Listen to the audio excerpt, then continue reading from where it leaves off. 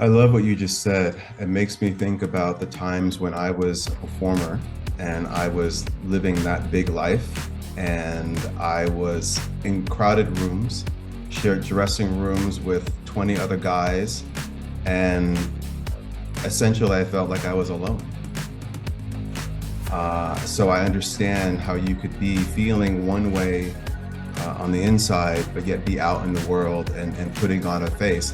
And that's why so many people that knew me back then had no idea that I was suffering the way that I was suffering, because I was so good at hiding it, which I think a lot of us do.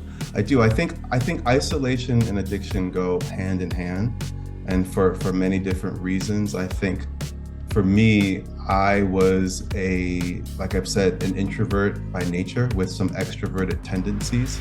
So I relish in my time alone, but time alone and can go from solitude to isolation, and we deprive ourselves of connection. And connection is so important in life for our own mental health, but especially if you're someone who's dealing with addiction.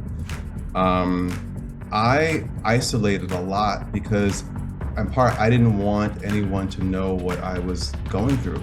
I didn't want anything to get in the way of my using.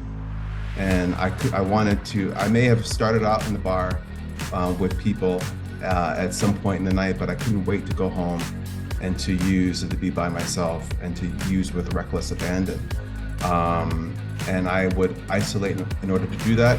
I would isolate also because I didn't want people to know exactly what was going on, especially the people who were closest to me.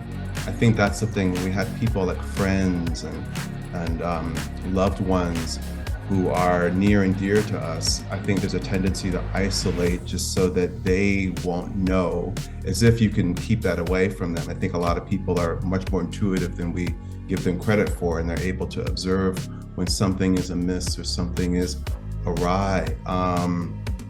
And so I feel like those two things go hand in hand, and recovery is the exact opposite of that. When you step into a life of recovery, that includes people and connection and the power of that.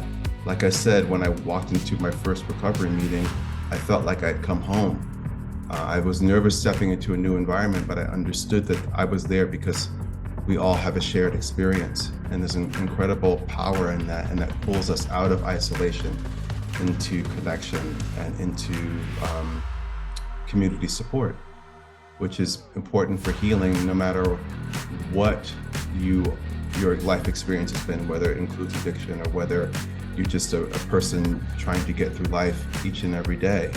People need people.